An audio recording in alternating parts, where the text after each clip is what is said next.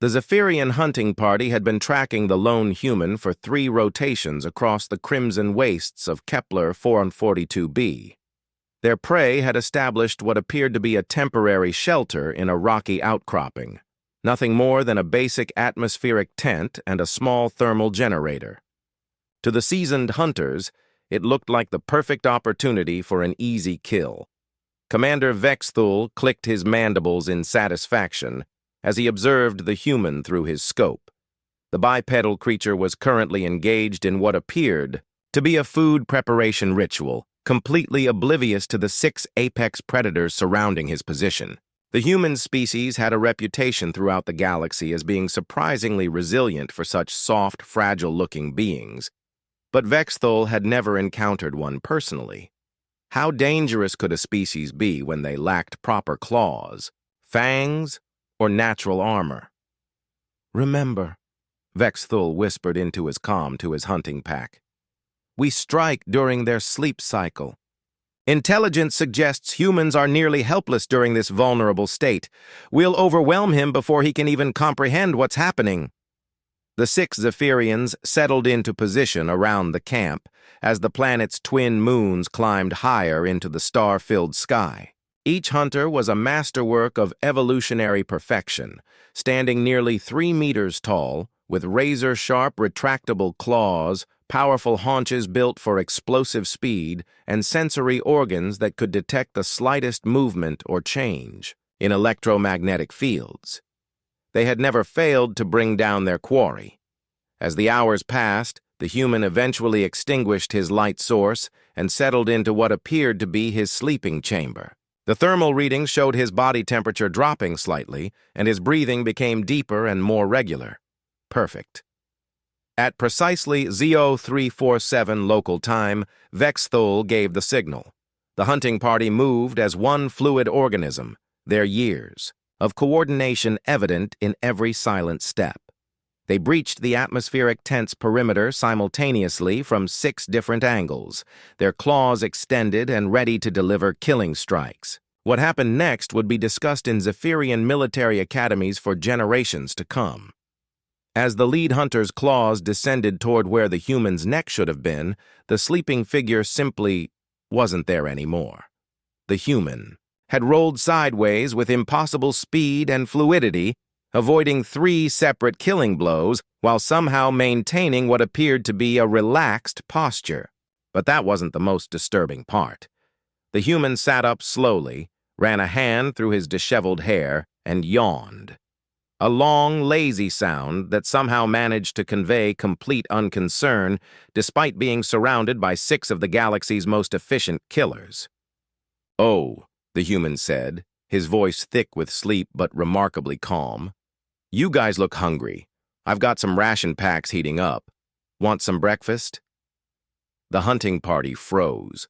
This was not in any of their tactical manuals. Vexthul's training kicked in first. He lunged forward with a vicious swipe that should have opened the human's torso like overripe fruit. Instead, the human simply leaned backward, the claws passing harmlessly through empty air, while simultaneously reaching over to check something on his portable cooking unit. "These protein bars are actually pretty good once you add some of the local spices," the human continued conversationally, apparently oblivious to the fact that death was literally reaching for him. "Found some native plants that taste kind of like cinnamon. Want to try some?" The other hunters attacked in coordinated waves, their movements a blur of deadly precision. The human responded by flowing between their strikes like water, never appearing to exert any effort, occasionally pausing to adjust his cooking equipment or scratch an itch. It was as if the lethal assault happening around him was nothing more than a mild inconvenience. "The thing is," the human said, ducking under, "a strike that would have decapitated a small tree. I'm really not a morning person, or a night person for that matter, but I've found that starting the day with a good meal really helps." He caught one of the hunters by the wrist, gently, almost politely, and redirected the creature's momentum so that it tumbled harmlessly into the far corner of the tent. Vexthul felt something he had never experienced before, genuine confusion mixed with the first stirrings of fear. How was this soft, slow-looking creature making 6 apex predators look like clumsy children? "Look," the human said, finally standing up and stretching. The hunters watched in fascination as his joints made small popping sounds. "I can tell you guys are probably pretty stressed about something. Combat always makes me hungry, and I'm betting you've been running around all night. Why don't we all just sit down and have a civilized meal?" The absurdity of the situation was overwhelming. Here was their prey, their soft, helpless prey, offering to feed them after they had just attempted to murder him. "You," Vex Thul managed to rasp, his translator struggling with the concept he was trying to express. "You knew we were there?" The human nodded cheerfully. "Oh, sure, for about 6 hours now. You guys aren't exactly subtle, but hey, no hard feelings. I figure you were probably just doing your job, right?" He gestured to the now steaming ration packs. "These are ready, by the way. Fair warning, though. The spice level might be a bit intense for your species' metabolism." As if in a trance, the hunting party found themselves sitting in a circle around the human's small camp table, each holding a warm meal.